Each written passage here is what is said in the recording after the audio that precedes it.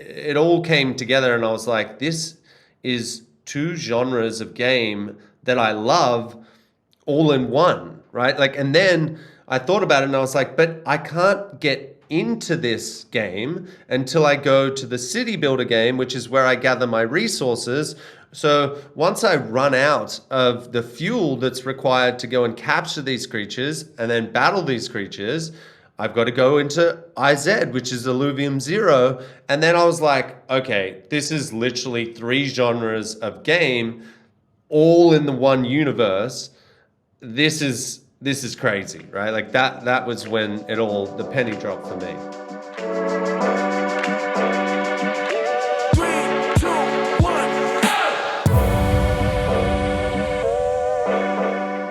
We are back for another episode of Between Two Layers. I'm Carly Riley, here joined with Robbie Ferguson, of course, as always.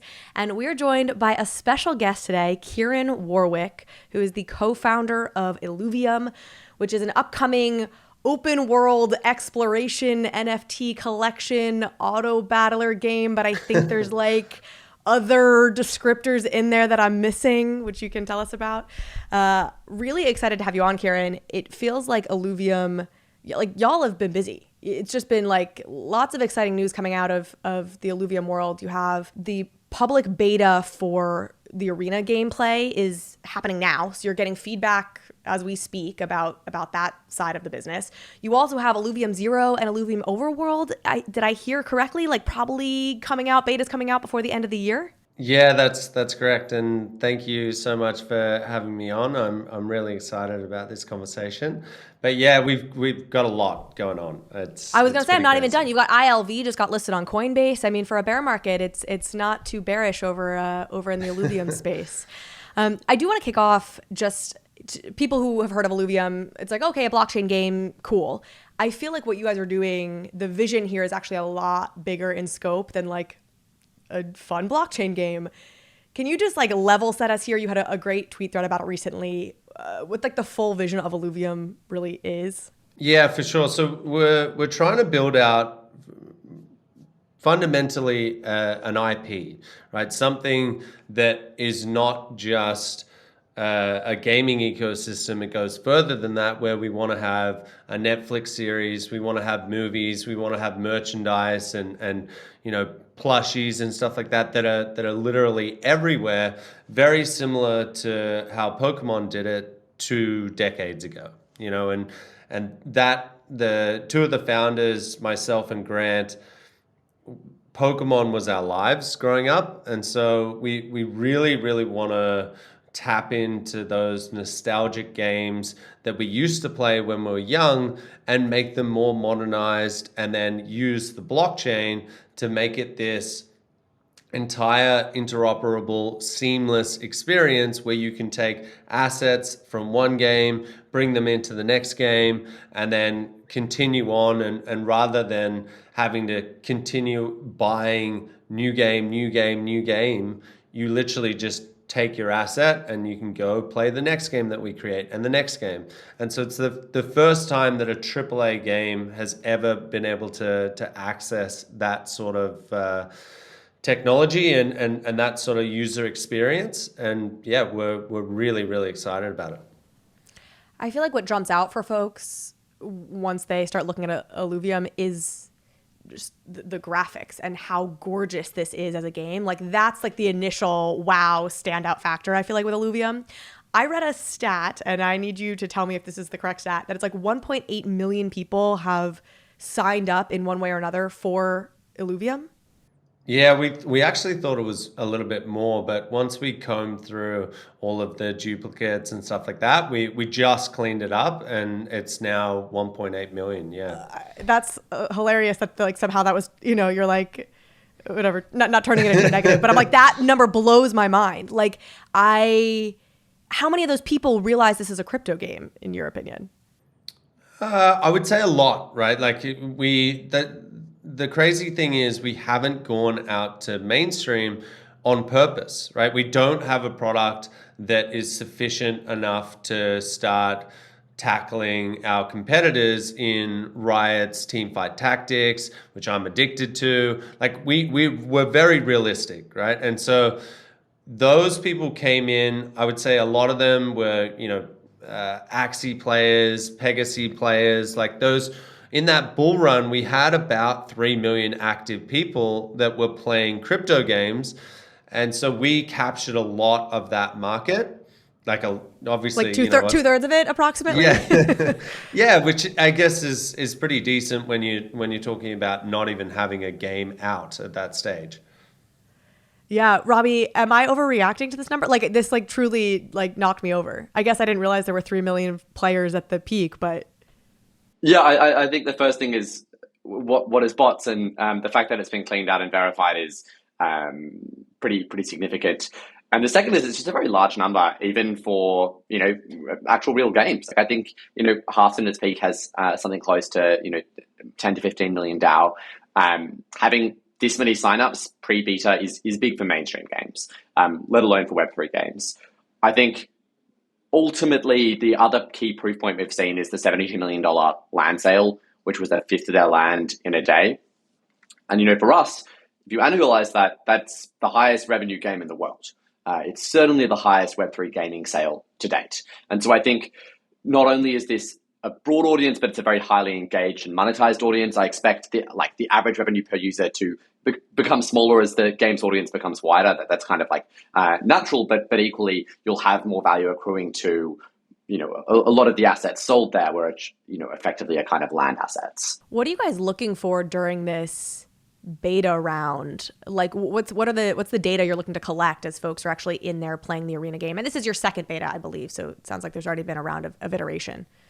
Yeah, so feedback, like any beta, the most important thing for us is, as I said, we've got something like 480,000 people that have registered just purely to get into this specific beta, and we've only let 30,000 in, which is extremely frustrating for our community. But at the same time, it's not about getting this large, massive net of feedback. We really want to scrutinize who we let in and get the feedback that we need in order to really polish the game up. Because as I said, we're not trying to compete with other Web3 games. We're going after the big players in mainstream, and Riot has got a 7-8 year advantage on us with teamfight tactics. And so when this game launches, we need to make sure that we've compiled all of the feedback from the audience and then really, really go hard at just capturing that market share. And so, yeah, that's what it's all about right now. Kieran, I was going to say, it might be interesting for the audience for you to share a bit of notes, because I know we talked about it, about why you chose for the earliest genres of the games that are going to be live, for instance, for Zero, a autobattler. So Aaron, our other co-founder, he's the game designer, and we're actually, funnily enough, all brothers, right? And so we all bring this different element to the game development. And when we first were looking at it, we just couldn't agree. Grant and I wanted to build a collection-based game similar to Pokemon, and Aaron was like, he's a little bit older than us. He's about 7-8 years older, and so he missed the Pokemon collection, time of era of when we would collect anything back in school, and so. From his perspective, he was like, I want a skillful, competitive, e-sporting game. And we were like, yeah, I mean, that's cool. Like, I played TFT. I was sort of in the middle, but we just couldn't agree. And so it was 2 days, 3 days of fighting. And then we ended up going screw you. And we all went away. And then Aaron was like, you know what? I will just design the game. He's the game designer. I'll just build a GDD that includes both. We will just mash the genres together, and then everyone's going to be happy. And we were like, great, that sounds amazing. Now go off and do that. And he did. Is this partly a question of how grindy the game is? Or does that kind of play into is it an auto battler versus kind of other styles of gameplay? This is the crazy thing. This is when the penny dropped for me. Like, we've coined this a new genre of game, and we're calling it an IBG, which is an interoperable blockchain game. And it has been the plan since inception, right? Like that moment where Aaron was like, I'm going to mash two genres together. We knew it was coming. But when I experienced it in the overworld, the guys gave me a build about a month ago now, maybe even 6 weeks. When you go from that sort of creature capturer style of game, you go into a turn-based combat system, right? Which is really basic. It's like growl, tail whip. It's super boring, right? Now, when in our game you port into this new arena and you're in a battle, yes, it's with NPCs and you're battling against the computer, but it's an auto battler, which is so much more strategic. It takes a much higher level of thinking to be able to win the battles, and you're capturing multiple. It's not just a single creature that you're capturing. You have the opportunity to capture, however many are on the battle board, as long as the encounter doesn't collapse. And so that was when things really it all came together, and I was like, this is two genres of game that I love all in one, right? Like, and then I thought about it and I was like, but I can't get into this game until I go to the city builder game, which is where I gather my resources.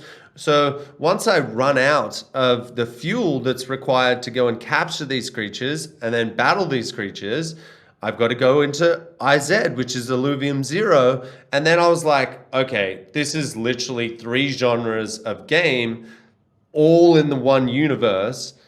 This is crazy, right? Like that was when the penny dropped for me. Robbie, have you played? Yeah, of course I've played it. I mean, the Zero game is a lot of fun. It's very good. I think obviously the meta game is what is being developed, but the core game loop is live today, which is the auto battler itself. I think it plays very similarly to a TFT. Like, I think they've done a good job, and it's ready to go mainstream as soon as that metagame design is complete, which is, there's probably 5 games in the Web3 space you can say that about, and that's not me shilling. What I will say is, I think the thing I really like about this strategy is when League of Legends developed all of these new properties, the reason it was so powerful is they're able to share IP and brand association between each of these games. You have the same League IP and characters playing in Legends of Runeterra as you do Teamfight Tactics, their auto battler, as you do their MOBA, as you do Valorant, their shooter.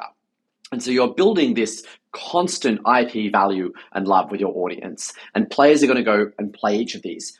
But it is really like, it's a tiny drop in the ocean compared to what you can build with, as Kieran called an IBG, which is, sure, you have shared IP and shared characters, but you also have shared underlying economic value. The actual asset or the alluvial that you won in the overworld can now be used in the auto battler. And the reason this is so powerful is the greatest limiting factor on a game is its genre. If you make the best trading card game in the world, at the most you can have, 100 million players, because that is the total market for people who like to play trading card games. Auto battlers proved actually categorically quite impressive. Like the genre has been far higher traction and higher spend than people expected. You obviously have things like gacha on mobile gaming. On the sort of gacha side, it's fewer players with very high monetization.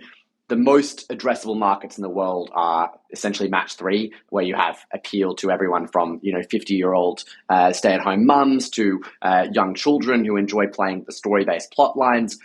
Now you can address all of those markets with shared underlying economic value and shared IP. And that's what really excites me about this is it's the first time you can actually create a shared economic enterprise with collective IP that can address every single one of these markets. Now, not all at once, but obviously this is like the vision of what Illuvium is doing with their 9 games, and at the start addressing one with like an MMORPG and an auto battler. Kieran, let me know if I've got that wrong. But Yeah, that's that was he's rendered speechless. No, that was pretty impressive. So yeah, like we now obviously we're decentralized and we're governed by the people, which is another little element that we thought, why not sprinkle that in? We're doing all this other crazy stuff. Let's be governed by a council that's voted in by the community. And so we have an idea, and certainly Aaron has an idea of how of which games we want to build into this ecosystem. And I guess the best example I can give is we loved playing Mario Kart when we were young. And so imagine you're in this overworld, and like Robbie's saying, you might get over playing an autobattler, or you might get over it. You've caught all the characters now, you've grinded for 4 or 5 years.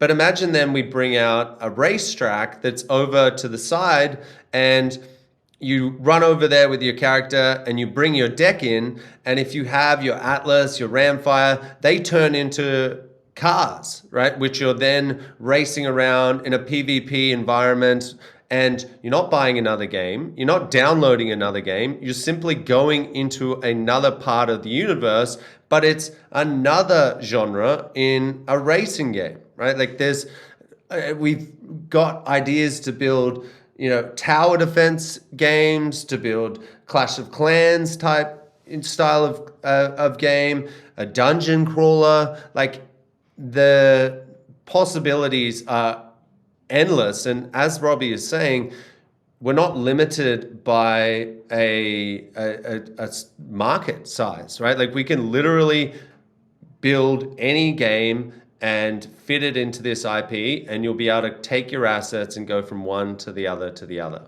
Kieran, what's your thoughts on third parties developing these games and saying, hey, like, let me go do X, find out with the DAO, or we'll take some economic clip there? So we've thought about it, and it's definitely, we've actually had conversations with a couple of studios about doing it. The trouble that we run into is the quality that we're going for in terms of like our graphics, our game design.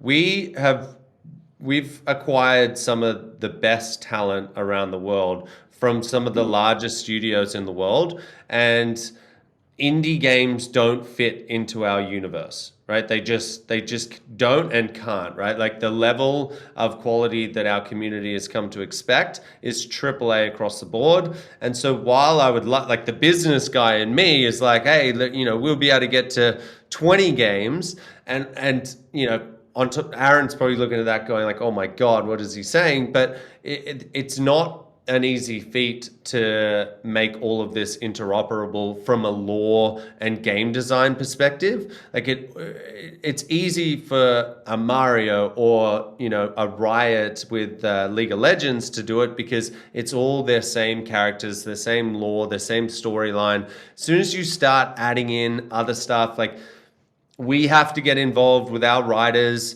We have to get our our entire team needs to sort of pivot and help that team build. And we've sort of said, look, 9 AAA games in the same universe is your 10, 15, 20-year vision.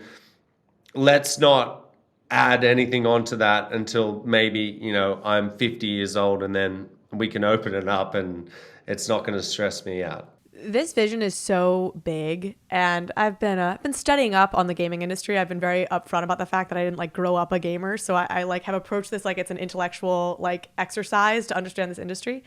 And it strikes me that oftentimes game developers and publishers are very obsessed with the Metacritic score. It's like, you'll get this $1 million bonus if you hit a certain Metacritic score.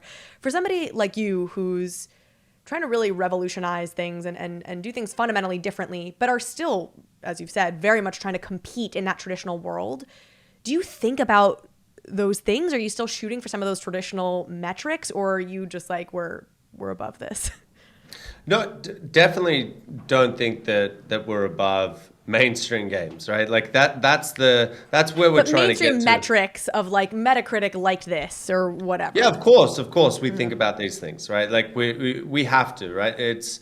We're not going to get to reach our goal unless we start adopting mainstream gamers, right? So we need to hit those metrics. That's what gamers typically look for. That's, when the marketing engine starts, they're going to look at, the different hype that we have across the universe. And so getting those gamers. As I said, there's only 2, maybe 3 million.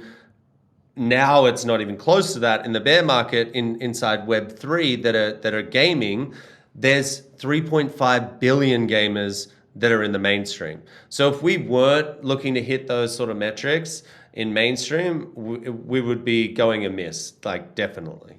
Can we back up? I would love to have the two of you just talk through where are we right now in like the state of gaming and maybe the state of Web3 gaming. We had that brief it's play to earn that very quickly was like, yeah, no, that's not going to work. It's play and earn. And then there's like earn and own. And where are we? This is sort of both of you. Yeah, Kieran, you want to start? It's an interesting one. I'm pretty aggressive when it comes to this, right? Like and Robbie has to take a little bit of a different stance. He's building a platform. He's got to nurture a lot of gaming studios along. But for me, I look at it and there's a negative connotation when it comes to NFTs and gaming right now in the mainstream. And the reason is because there isn't any really, really good games that can compete with mainstream games. And obviously you do, like Immutable made Gods Unchained, right? And so there are a couple of exceptions to that, but by far and large, you can't go and find a first-person shooter that's going to rival Call of Duty right now. It takes too long. It takes a long time to build those games. So right now we have gamers who are like, why is all this funding going to this Web3 space when I've got developers over here who have proven before that they can build really, really good games, and it's frustrating to them. It's super frustrating. They're like, screw Web3 games. They've got this 2D collectible game over here that's got 2 million players, and it's only because you can earn money, but I don't care about earning $20. I care a day. I care about real fun, immersive experiences, and that's what I'm used to in Web 2. So I think right now it's fairly negative, but as soon as games like Illuvium and there's like, as Robbie's saying, there's like 4 or 5 other games that are building, quite a few in stealth as well. Once they come out, gamers aren't going to go back from verifiable ownership of their assets with the ability to sell on marketplaces that are legal, where they're encouraged to do so. It just, right now, you can't find a game like that is as fun as mainstream. So it's like, well, until then, we are going, it's always going to be seen in a negative light. That's kind of where I'm at. And play to earn in general, sorry, I didn't know if you were going to chime in, Robbie, I'll take this again. But like play to earn, I think even in Web3 is a dead concept. Like it was striking to me. I feel like Axie obviously really brought play to earn into the fore, and then it became clear like it wasn't a fun enough game to just in and of itself really be sustainable. And so then they had Axie Origin, which was, trying to broaden it. And that's what introduced this like free to play tier to like try and get new users into the platform. You guys were doing free to play on Illuvium. That was part of the roadmap. I think even before Axie switched over. To what extent were you kind of seeing around the corner there? And to what extent have you sort of modified some of the decisions, seeing the way that play to earn or some of the disasters in the space have played out? So we had free to play design from the beginning, right? We knew that you needed to be able to have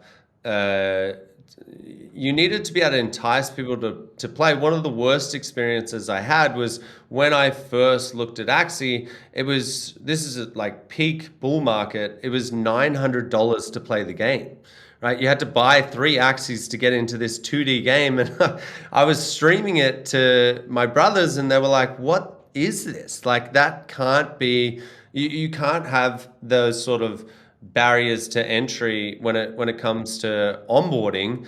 And I was very, very vocal, which pissed off a lot of people when I was tweeting and I was saying this economy is going to collapse. Like, I'm sorry, you can sit there and say, hey, no, it's a fun game. You're not playing for fun, right? Like, this is not a fun game. It's fun in that you're earning money, and at some points people were earning a lot of money, but that's not what a real game is about. And so for us, we've got, thousands of people playing this beta. They don't earn anything. They're just addicted to it, right? Like even Robbie got addicted to Private Beta 1 where, he's not earning any money. It's just, again, it's a fun game. And as long as you have more people, like how I see play and own or whatever you want to call it, right? Like we don't even coin it any of these things because we don't know what it's going to be yet. I would rather it just be gaming, right? It's just is what it is. But if you have a game where more people are extracting value than are willing to put in, your economy is not going to be sustainable. It was abundantly clear that was what was going on with Axie early on. And you need to have people that are like, okay, so I'm going to buy a skin, I'm going to buy an emote because I can then flex on people. And when I win, I've got, these cool things where I can show off and whatever. But in 5 years' time, the whole idea is you might have spent $1,000 or $2,000 on the game, but you only get back, say, $1,000, but you got 5 years of value of fun, right? Which is worth much, much more than that $1,000 that $1,000 that you lose, quote unquote. So for me, that's what Web3 gaming is about. Yeah, and Carly, I think what Kieran said, the most important thing was this golden rule, which is you have to make sure that the inflows into the economy or how much time and money players are spending exceeds the outflows. Otherwise, the economy is fundamentally not sustainable. You can build anything you want while adhering to that golden rule. And so to me, play and earn is a very powerful proposition because what you're effectively doing at scale is replacing the billions of dollars games spend on user acquisition via Google Ads with just sharing and backing the economy directly. So there is lots of ways to make these economic models sustainable. Now, I think there's going to be as many differentiated monetization or genres of game design within Web3 as there is within gaming today. There'll be games which monetize via seasonal primary sales and have exclusive sets and then let them float in the secondary. There'll be games that monetize purely via secondary fees. IMVU or Invu, which is launching over the next 3 months on Immutable, has 1 million DAO. And for the last 15 years, they've only monetized via taking clips on secondary transactions in this in-game gray marketplace. And so there it's very simple, which is just make sure that when you're generating these assets, you're not generating too many. And that the fun of the game is meaning that there's enough sort of internal demand for economic assets. So again, we're not super opinionated at the end of the day on how different designs will work out. There's going to be hundreds of these. But Kieran is exactly right in that you need sufficient autarky value to make the game fun enough to play inherently. And you need to make sure that exogenous demand or inputs in the economy are going to exceed outflows. Yeah, I mean, it makes total sense. And it to me in general, I've said this maybe on this pod before, but I've certainly said it publicly before. It's like this will hit mainstream when these are seen as great ways to subsidize a gaming experience. Just like when I finish playing with my toys, I can sell them at a garage sale and I haven't turned a profit on them, but they've now subsidized the cost of the new toy I want to go and buy. And it's so funny to me when I hear people in the gaming industry or in like the collectibles world who hate NFTs. I was just watching somebody rant about this earlier today. Because like if I went to one of my friends and was like, would you want to buy this Illuvium? They'd be like, no, like why would I spend my money on that? But they don't spend money on skins in games anyway, right? Like they spend their disposable income on food and travel and clothes and whatever. To listen to somebody who's already spending hundreds of dollars buying Fortnite skins or like action figures tell me how stupid it is to spend that money on something that you actually have some ownership over and might be able to recoup some cost on. There's just like a hilarious disconnect happening that at some point will stop happening because logic must prevail for folks. But here's the thing. I agree with them. I wouldn't do it. There's absolutely, if Axie brought out skins today and I was playing that game, I wouldn't put a skin on it. It's not it's not a fun, immersive game like Fortnite is. It doesn't have that same appeal. And so as soon as there are games out there, and we're building something where we're trying to break down that barrier even further. So it's not just free to play, but we've built in this non-custodial wallet system where you essentially don't even know that you're playing a crypto game. So we will keep your assets for you, and then at a certain point, and I need to speak to Robbie about this because we got to do this integration, but at a certain point, you're going to read something in Discord or maybe see in a forum or whatever it is, and someone's going to say, hey, I sold this Ramfire, which is one of our alluvials, for X amount of dollars, right? And that person's going to go, hey, I've got a Ramfire in my deck, and I've been playing with that, and I caught that like 6 months ago. And it's like, all you need to do is click a single button and you can migrate, and we will create your own wallet for you. And then at that point, you can go and sell it on the market. You can trade it. You can use it in game for whatever. It's yours. It's verifiable that it's on chain. You own it. And no matter what, no one can take that away from you. But the important thing there is you've just become a crypto user without even realizing. And that is what is the exciting thing for us. DeFi and other crypto mechanisms are scary for people. Gaming is very, very easy to understand. It's very easy to consume. It's very easy to get addicted to. And so that's how we feel people are going to adopt mainstream crypto in general, because it's, we're just going to make it so easy for them. Y'all were made for each other. Immutable and Illuvium. It's like the perfect marriage. And it's like sets of brothers into gaming, believe in blockchain, live in Australia. It's like a perfect little match. That's pretty crazy. And the thing I really liked, Kieran, about what you said is this experience of, hey, you're just playing the game. You don't even know maybe that it's Web3. And that's exactly why we designed our Global Order Book, right? Which is that user can sell inside that in-game marketplace, completely contextual native experience, but the buyer can come from anywhere. The buyer can come from, Illuvium's marketplace on the web, GameStop marketplace. It can come from Discord, where you can buy things, from a Discord chatbot. Like the most important thing is connecting buyers and sellers no matter where they want to trade. Yeah, 100%.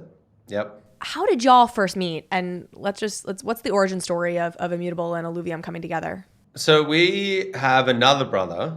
There's actually 4 of us, and he runs Synthetics Protocol. Less so now. He's kind of stepped back a little bit, but his name's Kieran Warwick. And when we decided to look at building a game, first of all, we looked at Ethereum. We weren't going to look at any other chain. We wanted our users to be secure. I was very familiar with Ethereum, and so that was a no-brainer. But then we thought, okay, we need a scaling solution. We're talking about having millions of microtransactions potentially, per minute here in our game if we get to the scale we want. In Ethereum, you just can't have MetaMask popping up. You can't have someone paying $15, $20 for gas. And at peak times, like if we go back to the bull, like $300 for gas to capture an alluvial, it's like, this experience doesn't work. So we went to Kane and he said, interesting, we're actually going through the same sort of issues where we've got our staking and people are claiming their staking rewards and it's costing them as much as they're earning in rewards. Why don't you look at optimism? And this is where it gets a little bit contentious. Kane is a big optimism fan, but we looked at optimism. We looked at a couple of other solutions. ZK Sync was in there and Immutable was in there. And the thing that we liked, or the thing that was easy, and I guess it just worked out perfectly, was not only did Immutable have the best solution, and not only did they get gaming more so than anyone else because they'd already built Gods Unchained like 3 years before. They'd gone through all of the issues that we were looking at as roadblocks, and they were like, we're already 2, 3, 4, 5 steps ahead of you guys, but we love the way that you're thinking. They were also these 25 minutes down the road. So it's like, we can go over to their offices. We always hang out in terms of their studio comes to us, we go to them.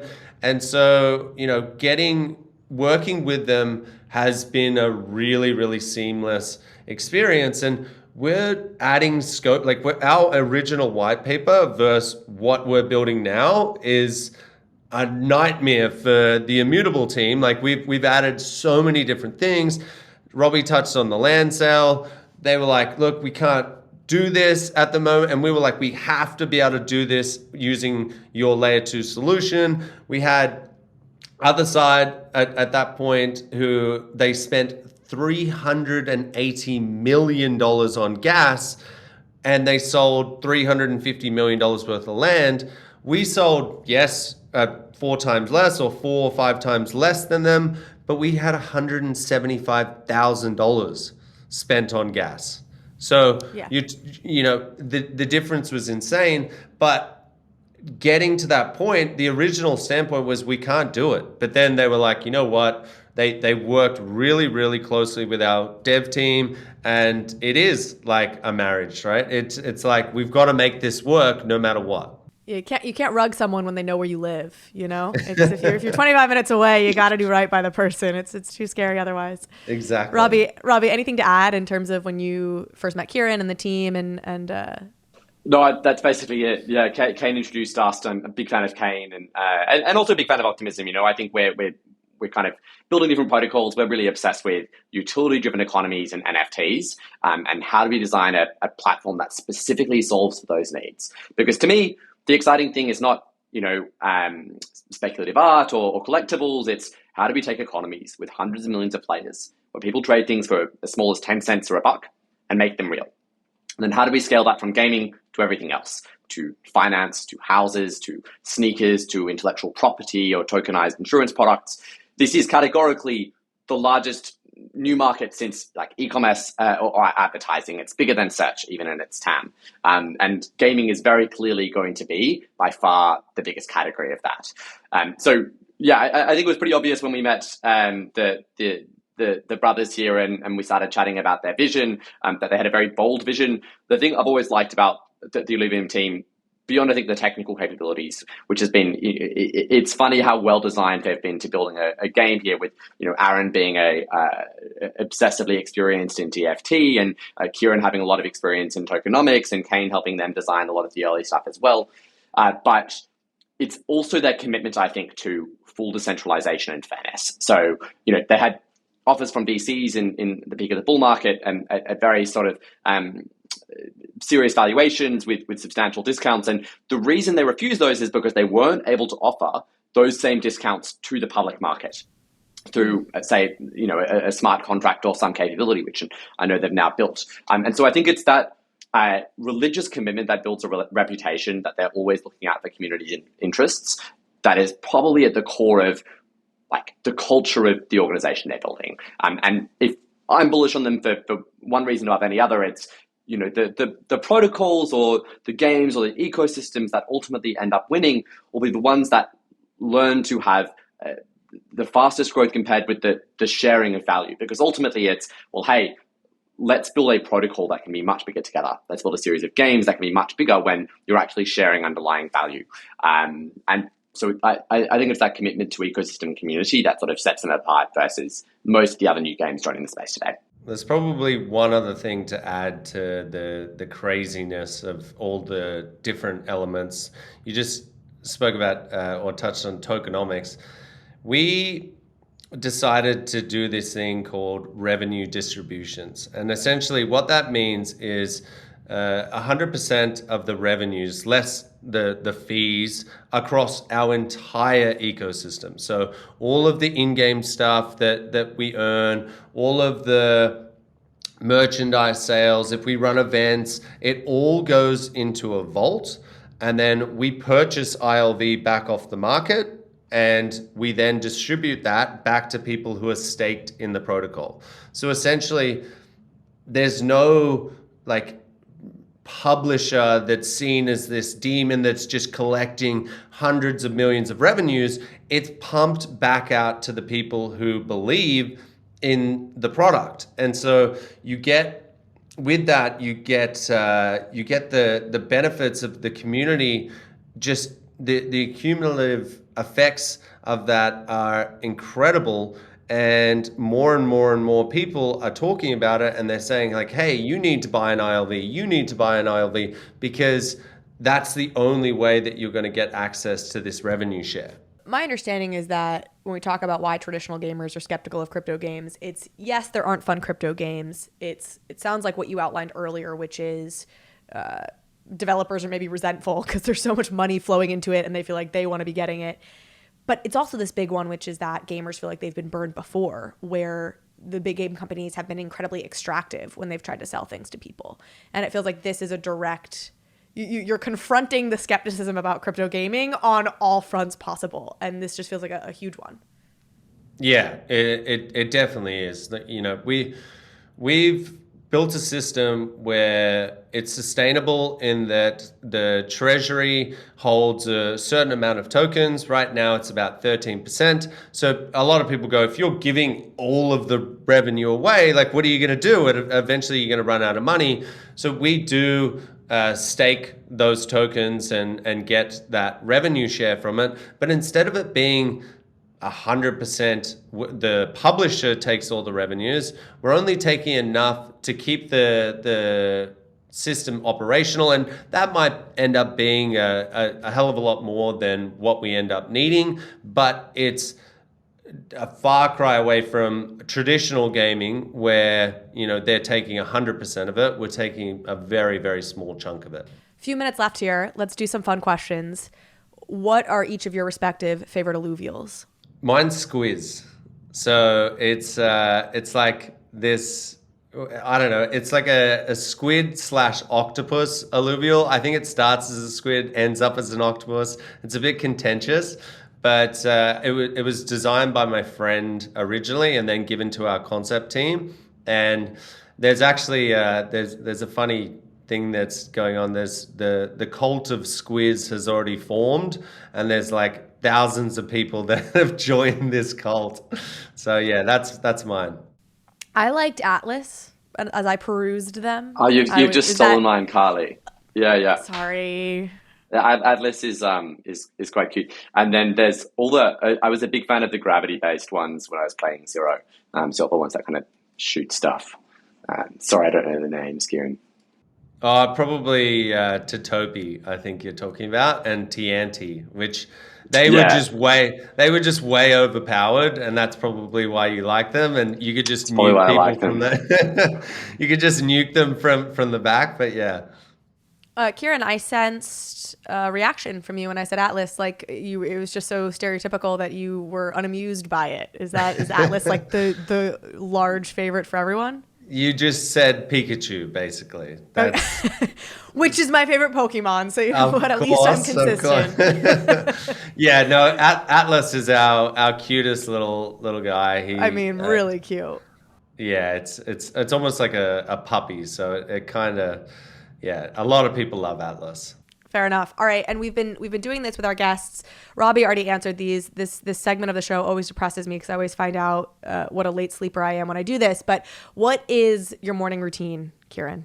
At the moment, it's surviving. I've been going to. I mean, I sort of work because we're in Australia. We need to work till. Oh, I don't know about Robbie. I would assume it's similar, but till sort of 2 a.m., 3 a.m. I cut it off. And I try to not do any meetings until like 9 a.m. But, lately I've been doing some like 7 a.m. starts. And so it basically, I get up, I have a juice, I drive into the office, I try and gather myself with a coffee. And then I start, reading through the 8,000 Telegram messages that I get and doing a little bit of admin. And then it's just meeting after meeting after meeting after meeting, AMAs, all that kind of stuff. I like that answer. I'm more of a night owl. So 2 to 3 a.m. and then trying to not start until 9 deeply appeals to me, as opposed to Robbie's like 5 a.m., 2 hours in the gym lifestyle. Oh, I wish I could go back to the gym. I don't have time for that at the moment, unfortunately. After the beta's done, once you get Zero and Overworld out the door, maybe it'll come back in the new year. Hopefully. Kieran, thank you so much for joining us. Robbie, any final questions on your end? Comments? Go play the beta or sign up, and you might be lucky to get a spot. I think It still took me like a month. I signed up, but you really shouldn't. Do you want to get accept in me. the? Do you want to get in the Kieran, beta? I will be so bad. I do. Okay. I mean, I actually would love to play it, but you won't get viable intel from me. You know, you'll be like, who is this person just like running into walls and like really seems like this is not helpful data collection. So when you launch, I'll play, and because I won't actually be taking a spot from somebody who deserves it more than I do. All right. Until next time.